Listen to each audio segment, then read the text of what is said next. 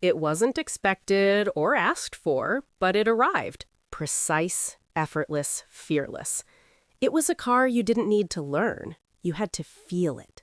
It started on the fly, drove as if it knew exactly where you wanted it to go, never broke down, and didn't require much attention. It just worked, and it did it perfectly. It was a supercar that didn't shout about itself, but could put Ferraris to shame. It was the Honda NSX. It wasn't built for showrooms, but for the track, for daily driving, for the driver. My name is Ilya, and this is the story of how a Japanese team created the perfect supercar, but the market decided otherwise. Imagine the late 80s. Supercars were something of a myth back then. There weren't many of them, but everyone knew about them.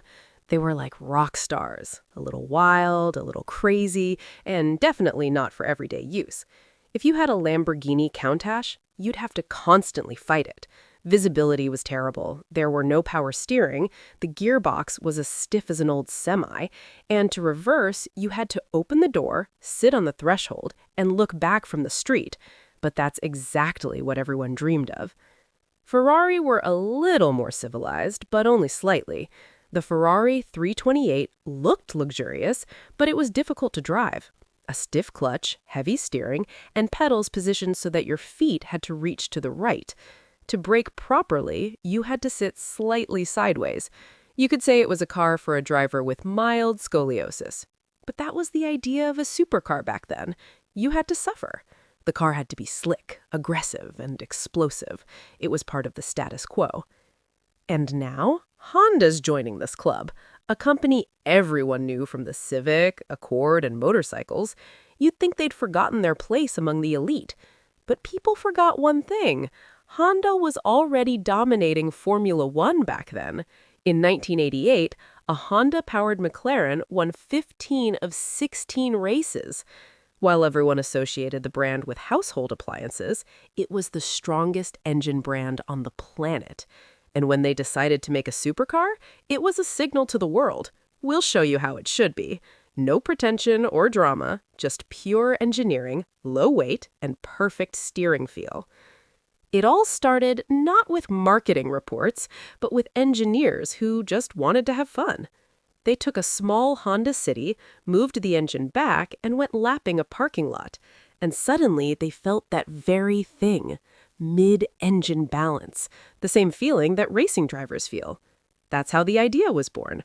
First, they clotted competitors on the chart, Ferrari, Porsche, Lotus, and then they drew a line where the lightness and speed of a Formula One car was, far beyond the limits of ordinary cars. Engineers commuted daily between Tokyo and Osaka on the aluminum Shinkansen bullet train, and one day the question arose. If we ride on an aluminum train, why should a supercar be made of steel? So, the NSX became the world's first production supercar with an all-aluminum monocoque. It was almost 100 kilograms lighter than its steel counterpart and 50% stiffer. But drawings are one thing, and the experience is quite another.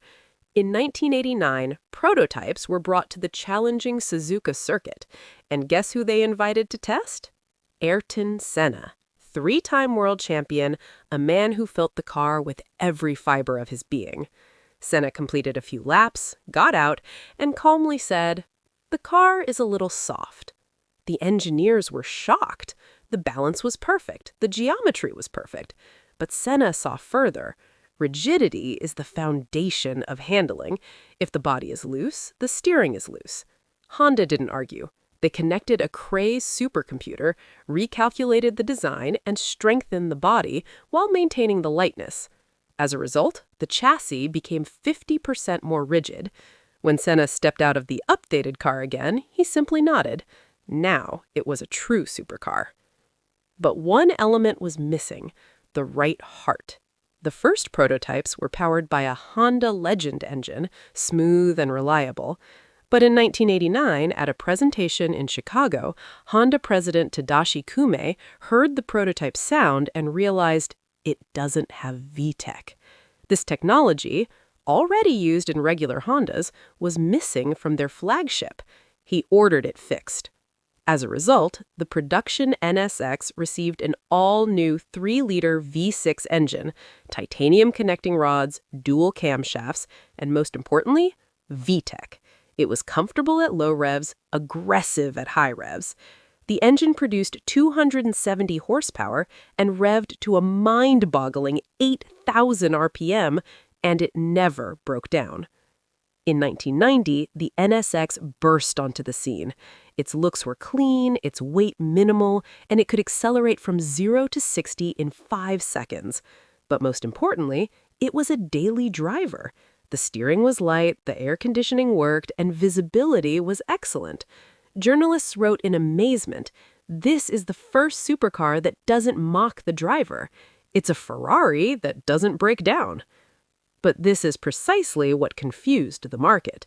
In the 90s, people didn't just want to drive a supercar, they wanted to fear it. The Ferrari 348 was angry and nervous. The NSX was cool and intelligent. The public considered it too correct and too calm. Sales initially went well, but then they collapsed. The American market cooled, the brand's prestige didn't work in Europe, and competitors were innovating. Ferrari, Porsche, and Lamborghini were releasing flashy and